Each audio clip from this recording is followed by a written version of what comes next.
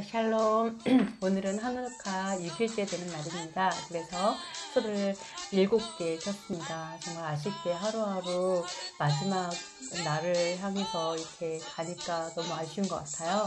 오늘은 녹두전을 또 기름을 또 많이 넣어서 붙여서 먹고 이렇게 시작하게 되어서 참 너무 기름진 저녁인 것 같습니다. 너무 좋았고요. 그러면 오늘은 신약에 대해서, 그러니까 신약이 무슨 뜻인지에 대해서 같이 나누도록 하겠습니다. 쇼파르 소리를 듣고 시작하도록 하겠습니다.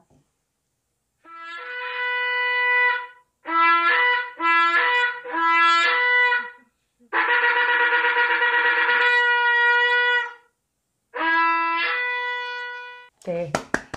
감사합니다. 네, 너무 은혜롭습니다. 그러면 오늘은 히브리서 8장과 그 다음에 예레미야서 31장 말씀을 나눌 건데요. 히브리서 8장 한번 같이 묵상해 보도록 하겠습니다. 그러니까 저희가 어떤 정답을 안다라고 생각하지 않아요. 그러니까 예전에 그 킹제임스 바이블 성경을 제가 맨 처음에 샀을 때 거기에 맨 앞에 서문처럼 이렇게 소개하는 글에 되게 은혜를 많이 받았는데요. 거기에 그런 말이 나와요. 그러니까 그 50명의 그 학자들이 모여가지고 그 50명이 다 뿔뿔이 한 사람씩, 그러니까 한 사람씩 모든 성경을 번역을 하는 거예요. 각자가 다 떨어져서 분리되어서 사람들과 다 분리된 상태에서 50명이 그걸 다 번역을 해요. 그러니까 대부분 성경 번역하면 어떻게 하냐면 어떤 사람은 어디 번역하고 누구는 어디 번역하고 어디 번역이 다 합해가지고 죄송합니다. 합해가 너무 잘 먹었나 봐요. 합해가지고 이거를 번역을 해요. 근데 이때 그 제임스 왕 시대에 50명이 다 모든 사람이 50명이 각자 다 이제 번역한 다음에 그 다음에 모이잖아요. 2년 후인가? 그러니까 모여가지고요. 모든 걸 50명이 창세기 1장 1절을 다 감수를 하는 거죠. 어떻게 했는지. 그러니까 결론적으로 어떻게 50번 감수가 되는 거죠. 근데 맨 끝에 뭐라고 썼냐면 제가 킹제임스 바이블 성경을 좀 좋아하는 이유 중에 하나가 사실 다른 게 아니라 아무 구절도 빠진 데가 없다는 거예요. 우리 성경 보다 보면 없음 이거 되게 많아요. 없음도 많고, 그리고 제가 이게 킹제임스 성경이랑 이렇게 비교를 하다 보면 없는 데는 차라리 없으니까 표시가 나는데 어떤 데는 반만 써 있고 반은 없어요. 네, 그런 데도 있어요. 그러니까 그것도 사실은 중간을 없앤 거죠.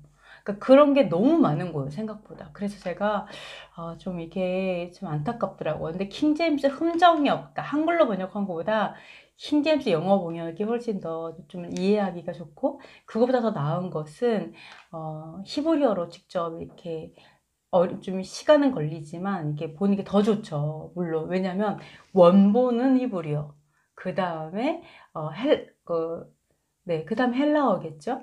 네, 그 다음에 영어, 그죠? 그 다음이 한국어나 여러 가지 말이다 보니까 우리가 좀 앞으로 갈수록 더 이렇게 가까운 것 같아요. 그래서 사실은 그 영어로 제임스 왕 시대에 영어로 번역할 때도 독일 네, 하여간 그렇게 하고, 그러니까 뒤에 또 뭐라고 써 있었냐면 이렇게 써 있어요. 이것이 우리가 이렇게 감수해서 번역한 것이 다 옳다고 생각하지 않습니다. 앞으로 더 나은 번역이 나올 거라고 믿는다고. 이러한 글이 맨 마지막에 써 있어요. 그래서 저는 그게 굉장히 감동적이었어요. 감명 깊었어요. 그래서 정말 이렇게 그 성경을 번역한 분들이 정말 자신의 최선을 다했지만 그것이 온전하다라고 얘기하지 않는 겸손함, 그리고 다음 세대에게 더 나은 번역을 할 것이다라고 믿는다라고 하는 어떤 격려와 어떤 믿음, 그리고 하나님 앞에 겸손함, 이런 것들이 너무 보여서 제가 너무너무나 감동을 받았던 그런 그 성경이었어요. 그래서 저는 이렇게 킹제임스 바이블 성경을 보면서 이렇게 그 영어와 한국어와 이렇게 같이 보고 또 히브리어도 이제 같이 이렇게 보고 있는데요. 하여간 그렇습니다. 그러면 그러면 그 히브리서 8장 6절 말씀을 한번 잠깐만요. 네네 6절 말씀 읽어주세요. 그러나 이제 그는 더 아름다운 직분을 얻으셨으니 그는 더 좋은 약속으로 세우신 더 좋은 언약의 중보자시라. 네 여기 보면 우리가 구약이라고 하고 신약이라고 하잖아요. 그럼 신약이라는 무슨 뜻이죠? 신약이?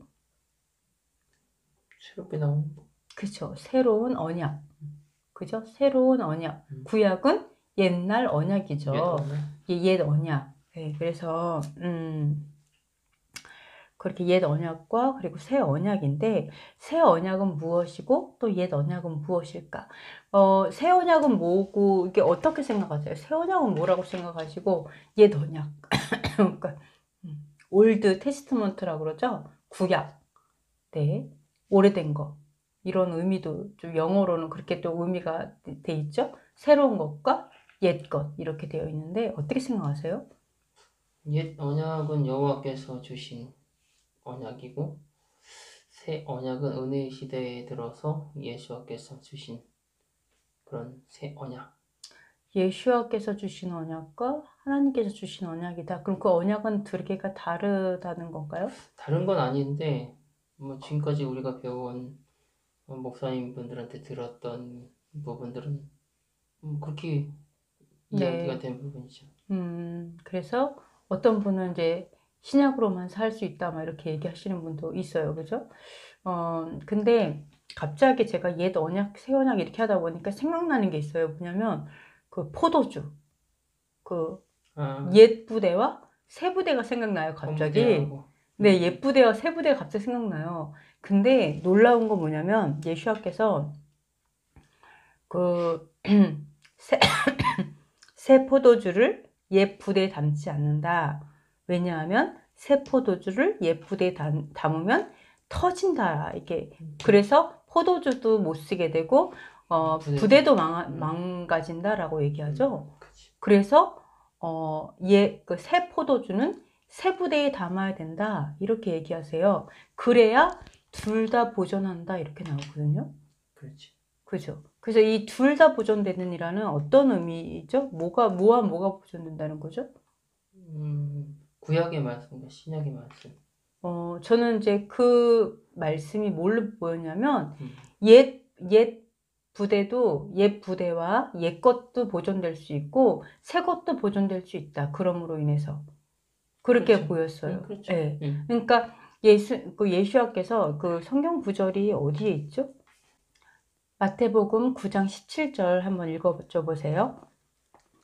새 포도주를 낡은 가죽 부대에 넣지 아니하나니 그렇게 하면 부대가 터져 포도주도 쏟아지고 부대도 버리게 됨이라.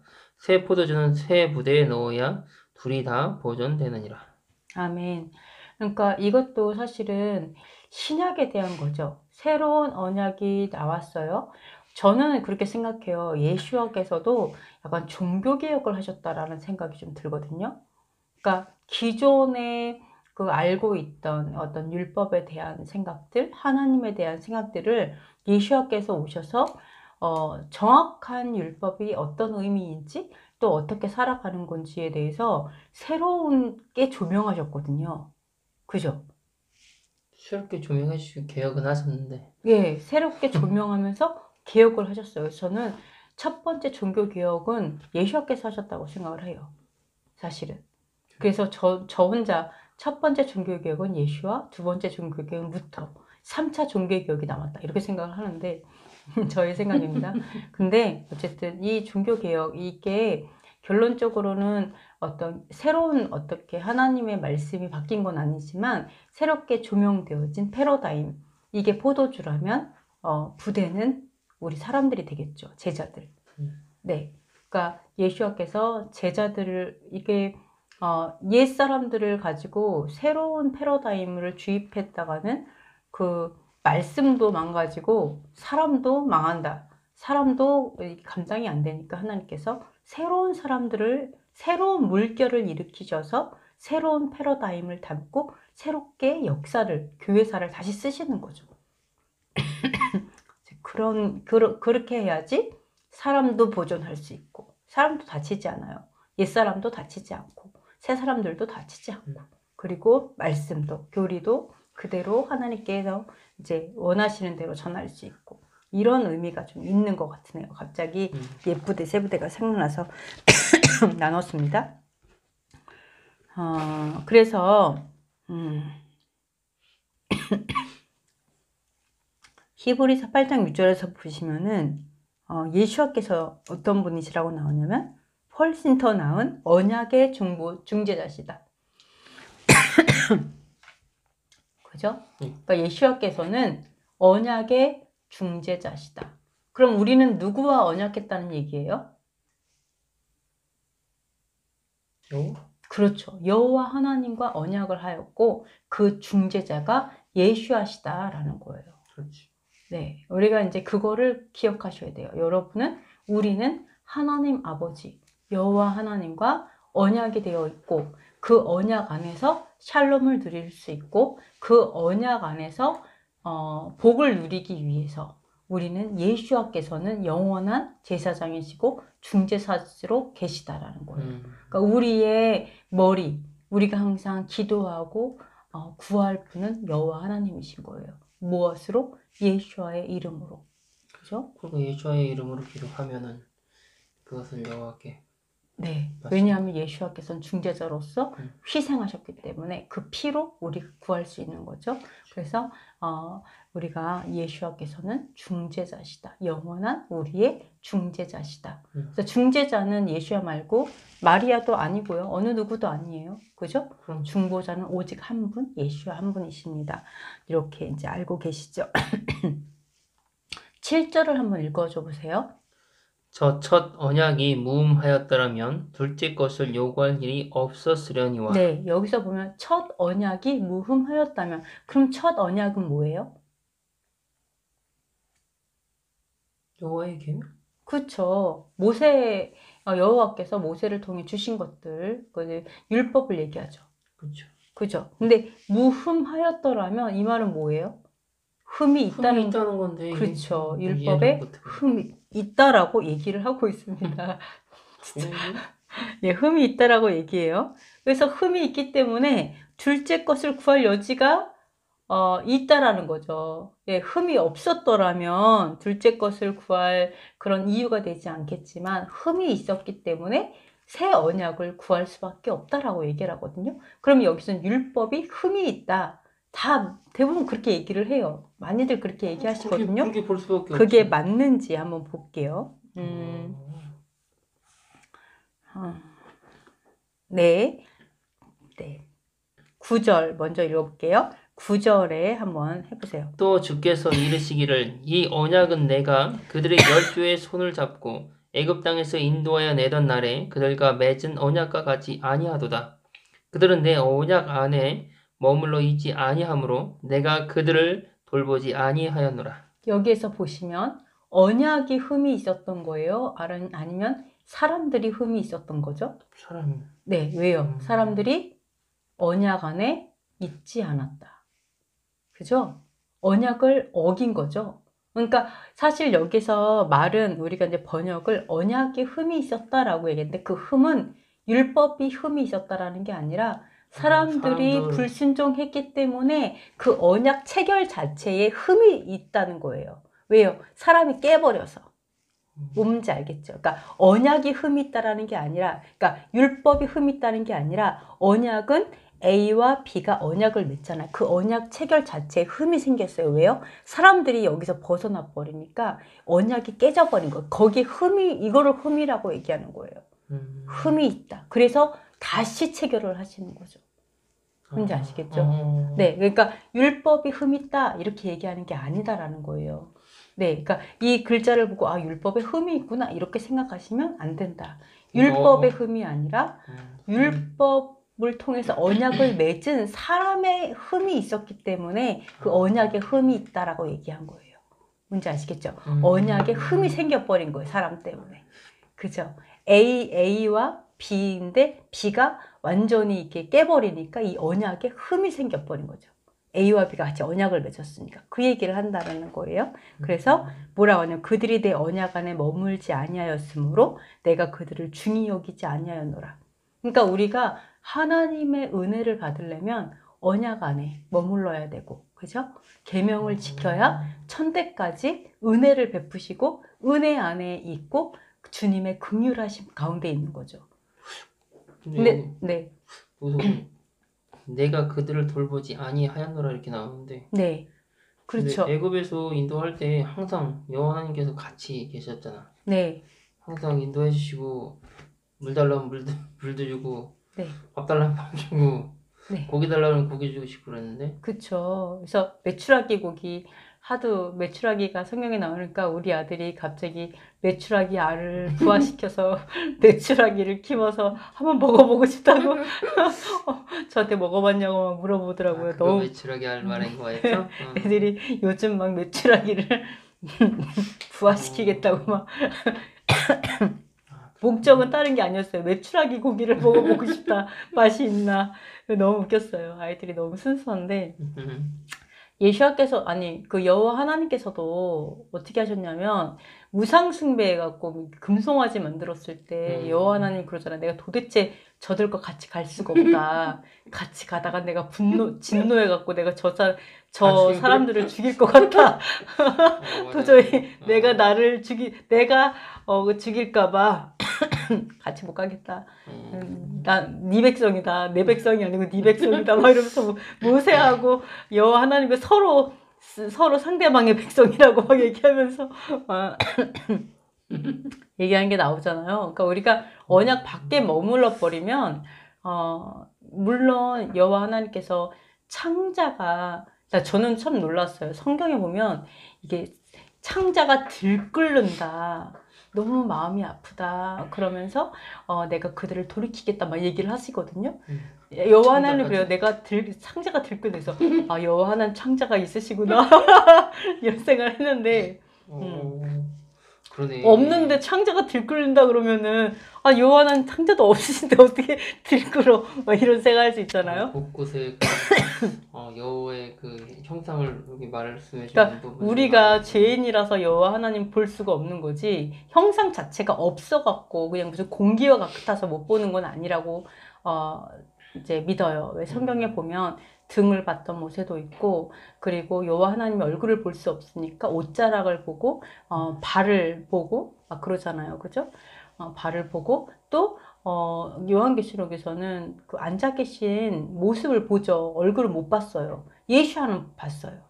요한이. 근데 마지막에 그날에는 볼 수 있다고 했거든요. 여호와 하나님도 볼 수 있고, 그죠? 예수야도 볼 수 있고. 그래서, 근데 하여간 제가 창자가 들끓는다 해서, 여호와 하나님도 창자가 있으신가 보다 생각을 했었는데, 참 재밌죠. 그래서 우리가, 여호와 하나님께서 우리를 미워서 우리가 언약과 함께 머무르면, 이제 뭐, 중히 여기지 아니하시고 또 보호하지 않는 것이 아니라 우리가 언약 밖에 나가는 순간에 내가 사실은 새로운 계약을 맺는 거예요. 어둠과. 그러니까 그 어둠의 법칙이 돌아가는 거죠. 저주가 돌아가는 거죠. 이제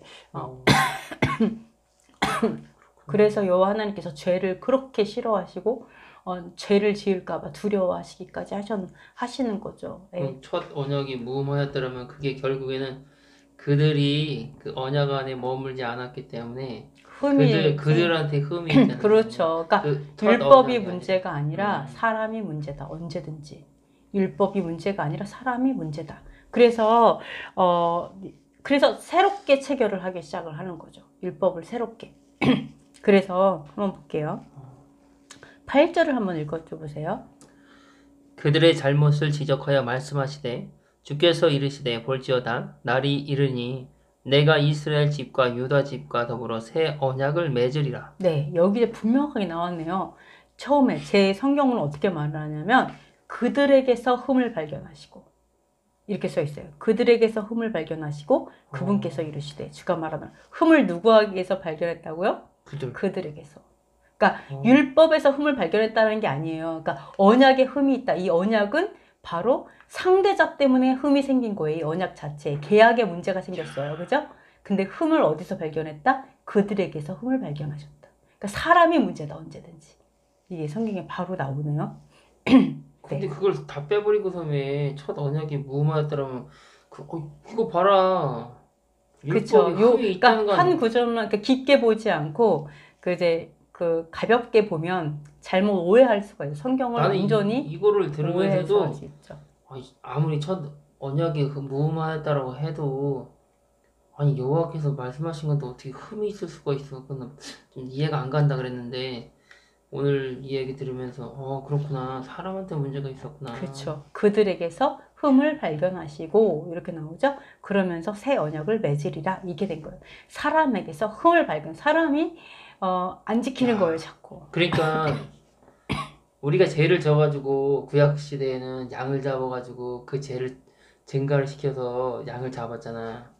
그러니까 둘째 것은 결국에 예수아를 잡아서 내 죄를 예수아께 그러니까 담당시키는 사람들은 거네. 어떻게 많이 보냐면은 이 흠을 율법이라고 생각을 하는 거예요. 그래서 어떻게 보냐면 옛날에는 짐승을 잡는 율법이었다. 이게 흠이다. 그러니까 이제는 예수를 희생시키는 그것이 진짜. 그러니까 율법이 업그레이드 된 것처럼 이렇게 얘기를 하는데 사실은 율법의 흠은 물론 이게 업그레이드죠. 왜요? 이 동물은 지상에 있는 성소고 그렇지. 이 예수와는 하늘 성소이기 때문에 육과 영이기 때문에 차원 자체가 완전 달라요. 그렇지. 네, 물론 업그레이드죠, 업그레이드. 그러나 흠은 율법에 있었던 것이 아니에요. 사실은 사람에게 있었다. 그래서 하나님이 업그레이드 하신 거죠. 그래서 다른 방법을 쓰신 거죠. 흠은 율법이 아니라 진짜. 사람이다. 진짜 여호와께서 우리 사람을 사랑을 많이 하셨네. 네, 그렇죠. 네, 그래서 이제 그 사랑을 따라가기가 참. 그러면 10절을 한번 읽어줘 보세요. 또 주께서 이르시되 그날 후에 내가 이스라엘 집과 맺을 언약은 이것이니 내 법을 그들의 생각에 두고 그들의 마음에 이것을 기록하리라. 나는 그들에게 하나님이 되고 그들은 내 백성이 되리라. 네, 결국은 새로운 언약이라는 게 뭐예요? 그날들 이후에 내가 이스라엘 집과 맺을 언약이 뭐냐면 새롭게 맺을 언약, 신약이 뭐냐면 이거예요. 신약이 뭐냐면 하면서 뭐라 그러냐면 이제는 법을 돌에다 기록 안 하고 마음에 기록해야겠어. 이거예요. 돌판에다 기록을 했더니 얘네들이 자꾸 글자를 해서 아예 그 심장도 이 돌판처럼 생겼잖아요. 이 맞아. 폐 돌판. 거기다가 아예 새겨버려야겠다. 이렇게 생각한 거죠. 마음판에 새겨버려야겠다. 그러니까 뭐예요? 율법이 문제가 아니라 사람이 문제다. 그러니까 돌판이 안 되겠어. 그러니까 돌판도 분명히 폐 모양하고 비슷하게 생겼을 것 같아요. 여기 정답 완전히 나왔네. 네. 첫 것이 무음한 게 아니라 결국에는 마음판에 새겨진다는데. 그쵸. 이 흠이 있는 걸 새겨주겠어요? 그러니까. 네, 무음한 거예요. 율법의 문제는 없었어요. 사람이 문제지. 그러니까 우리 그런 말 있잖아요. 약간 좀 이렇게 정신지체야 그분들은 한 번 외우면 안 잊어버리잖아요. 맞아, 엄청 똑똑하세요. 진짜 똑똑하거든요. 한 번 얘기하면 절대 잊어버리잖아요. 거의 그 신상을 다 털어요.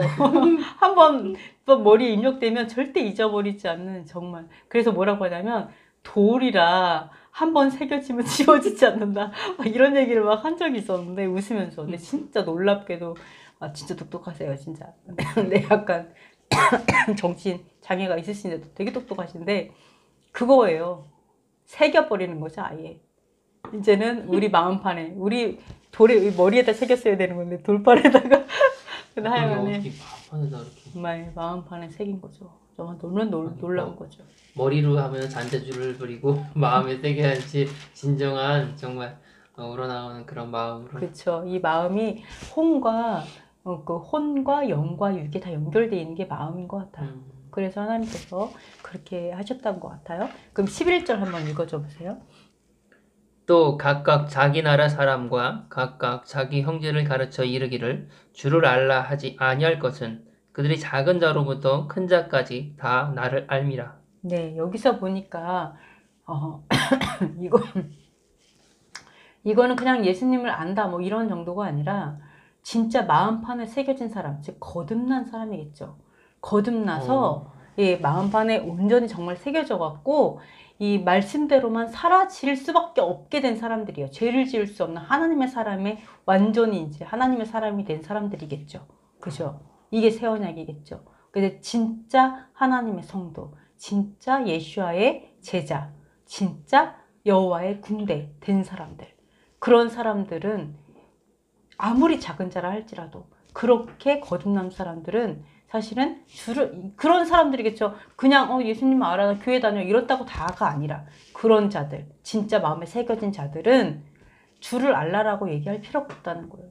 성령을 통해 저절로 안다라는 거. 하나님 어떤 분이신지에 대해서 그렇게 얘기하고 있어요. 그래서 저도 그런 얘기 되게 많이 들었어요. 예를 들어서 옛날에 종교 이 핍박 당할 때 보면 성경을 소지해도 처형당하고 성경을 읽어도 처형당했거든요. 그래서 그 킹제임스 바이블 거기서도 그게 나오더라고요. 그러니까 그때 당시 그 성경을 번역할 때 번역하기 전이었나? 그때 이제 번역하는 자들이 막 나오기 시작했어요. 왜냐면 대중들, 그러니까 항상 하나님의 마음은 대중에게 있어요. 작은 자들, 서민들, 그죠? 그런 사람들이 누구나 읽을 수 있게, 왕들만 읽는 게 아니라 누구나 성경을 이해할 수 있는 성경을 번역해야 되겠다라고 했을 때 정말 뭐라 그러죠? 그러니까 종교에서 그걸 뭐라 그러죠? 막 하여간 이렇게 죽이는 거 있잖아요. 순교를 가고 해야 되잖아요. 막 도망 다니고 막 잊어버리고 문서도 잊어버리고 또 다시 쓰고 막 이러면서 그 죽을 각오를 정말 많이 하다가 제임스 그때는요. 제가 알기로는 이거 하게 된 계기가 번역을 하다가 결국은 순교를 하게 돼요. 근데 그분이 순교 받는 화형당하셨나? 그런데 그 현장에서 제임스 왕에게 뭐라 하냐면 주여 영국 왕의 눈을 열어주소서 이렇게 외치면서 죽었어요. 네, 이렇게 해서 하나님의 말씀을 번역한 죄로 인해서 이제 죽임을 당했지만 진짜 이게 나중에 정말 영국 왕이 마음의 감동을 받고요. 2년 만에 번역을 진짜 시작하게 된 거죠. 번역을 정말 번역을 하게 되는데요. 네. 그래서, 그 옛날에는 성경을 번역해도 이제 문제가 됐어요. 일반 서민은, 뭐냐면 일반 서민들이 성경을 옛날에는 천주교가 대다수였죠.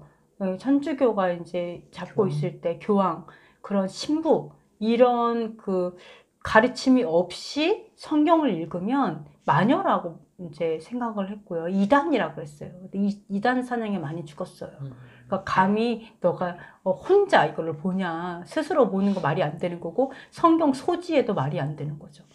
예, 그래서 사실은 가르치는 것이 문제가 된 게 뭐냐면 조금씩 번역하는 사람들이 있으면서 문제가 뭐냐면 자기가 교회에서 배우는 것과 옆에 원어를 비교했을 때 다른 거예요. 그게 조금씩 나타나기 시작하면서 번역을 계속하기 시작한 거죠. 근데 그렇지만 대부분 이 교회, 어떻게 보면 이제 카톨릭 여기에서는 뭐와 싸웠냐면 서민들은 못 보게 하기 위해서 성경을 접근하지 못하고 그리고 번역을 못하게 하려고 했어요. 스스로 이거를 성경을 해석하거나 풀지 못하게, 읽지 못하게 이렇게 했는데 사실은 성경 해설은 뭐냐면 진짜로 예수와를 만나고 정말로 성령의 감동이 있는 사람은요 성경 하나님을 안다라는 거예요. 깨닫는다. 알 수 있다. 놀랍죠? 예, 그래서 사실은 어떻게 생각하세요? 세례 요한이 뱃속에서 예수와를 뱃속과 뱃속이었는데 알고서 뛰어놀았잖아요. 그쵸? 이 영으로 알 수 있는 거잖아요. 그죠? 그런 것들. 그리고 영으로 알고 어떤 또 축복하거나 정말 동방목사도 오고 뭐 그런 것도 있지만 어쨌든 말씀에서는 성령을 통해서 말씀을 계시받을 수 있다. 성령을 통해서 깨달을 수 있다라고 얘기한다라는 거죠. 그러니까 너가 감히 예를 들어서 어느 신학교 나왔어? 또는 목사도 아니고 또는 뭐 전도서 아니면서 우리 일반 성도가 이렇게 얘기한다는 거는 사실 성경적이진 않아요. 우려하는 건 이해가 돼요. 그죠? 그렇죠. 좀 우려하는 거 약간 좀 잘못 해석할까 봐 좀 걱정할 수 있다라고는 생각해요. 그러나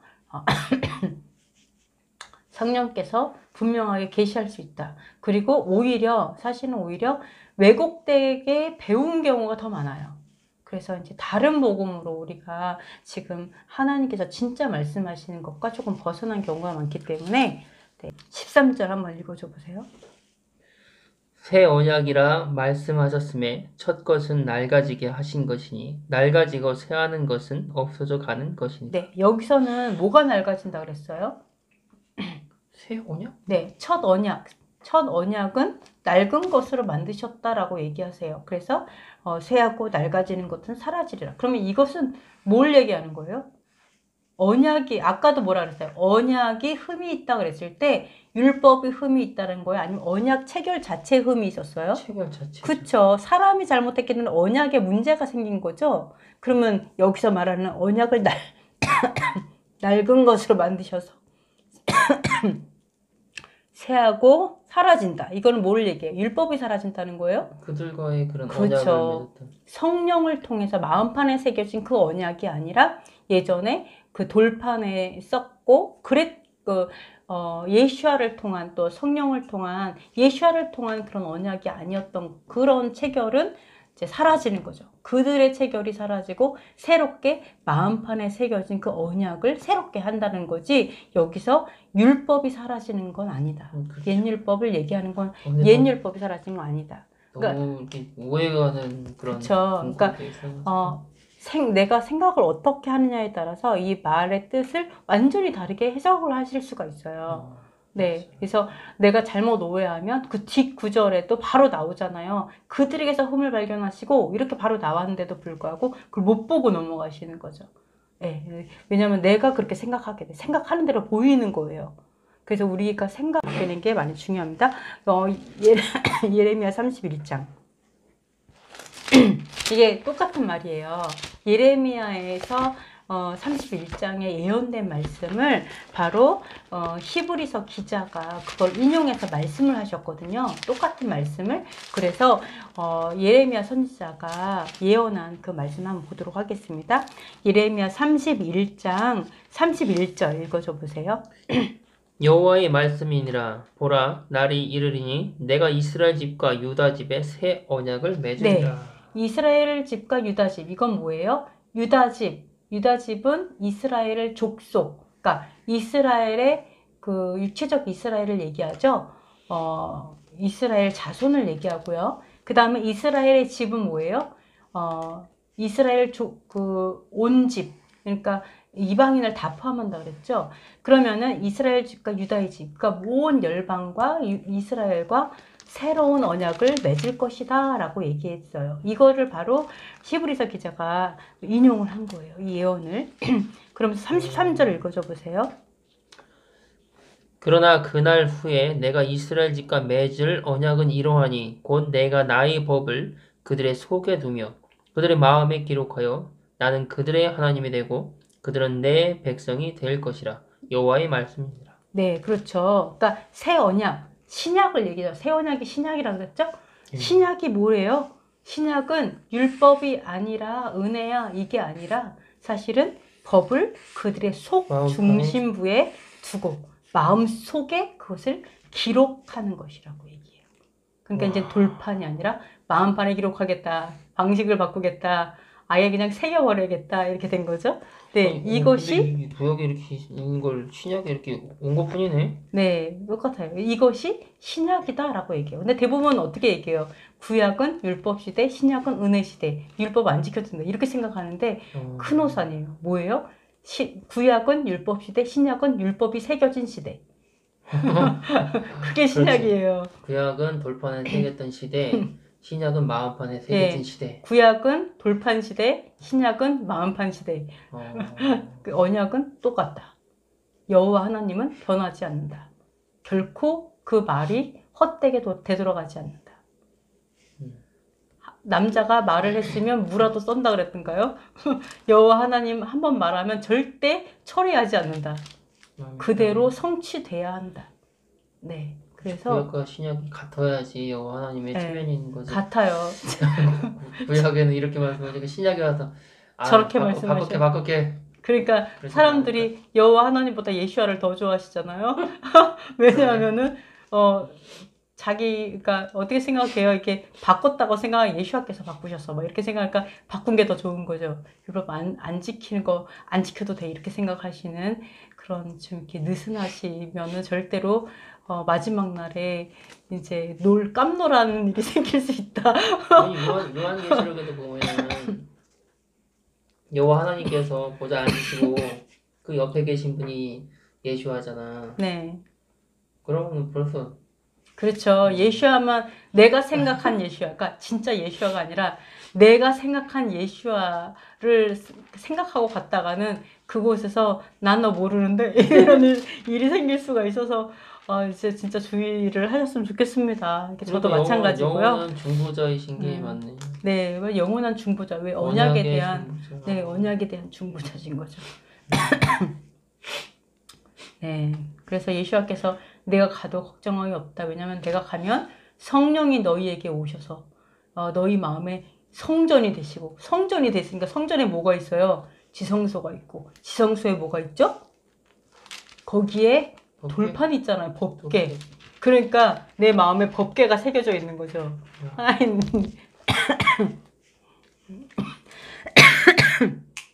우리를 성소 삼으셔서 그곳에 성령님께서 언제나 함께 하시겠다 이렇게 약속하셨죠. 그러니까 성령님은 진리의 영이라고 하시잖아요. 네, 진리의 영, 말씀대로 인도해 주시는 영. 그러니까 진리를 모르니까 성령님께서 완전 진리와 다른 얘기를 막 하시는 것처럼 얘기할 수가 있어요. 미혹되고 또는 이렇게 잘못 들을 수가 있어요. 그래서 내가 진리를 바르게 하는 것이 너무 중요하다. 그래야 하나님의 음성도 제대로 들을 수 있다. 네. 그러면 뭐 음성을 듣는다고 해서 뭐 이렇게 뭐 소리로 막 얘기를 진짜 듣는 분도 가끔 있는 거는 같아요. 네, 마음으로 세밀한 음성으로 이렇게 말씀하시죠. 그러면 34절 읽어주세요. 그들이 다시 각기 이웃과 형제를 가리켜 이르기를 너는 여호와를 알라 하지 아니하리니 이는 작은 자로부터 큰 자까지 다 나를 알기 때문이라. 내가 그들의 악행을 사하고 다시는 그 죄를 기억하지 아니하리라. 여호와의 말씀이니라. 아멘. 그러니까 불법을 사하고 다시는 그 죄를 기억하지 아니하리라. 결국 뭐예요? 거듭난 자들인 거예요. 정말 하나님께 온전히 회개를 이루어서 그 온전히 거듭나고 회개하고 네, 그런 분들이 하나님을 아는 자, 죄를 지을 수 없는 자들이라고 했죠. 하나님 아는 자이고, 그리고 하나님께서도 그런 자들에게 또 말씀을 계시하시고 하나님을 알게 하시고 이런 것이 같이 가는 걸로. 그럼 그때 예레미야의 그 언약이 결국에는 예언이 여기에 성취된 거네? 네, 그렇죠. 예레미야 언약이 신약에서 신약, 새로운 언약으로 성취된 거죠. 새로운 언약은 우리가 정말 생각했던 것처럼 율법이 아닌, 율법이 필요 없는 시대가 아니라 사실은 율법이 새겨진 시대. 그래서 율법이 저절로 순종되는 시대를 바로 신약이라고 얘기한다. 네, 다 이해가 되셨죠? 네, 그래서 그렇습니다. 그러면 오늘은 여기까지 할까요? 네, 내일 더 뭐 하고 싶은 말은 많이 있지만 오늘도 여기까지 하도록 하겠습니다. 너무 즐거운 시간이었고요. 다음에 또 뵙도록 하겠습니다. 레이트라웃.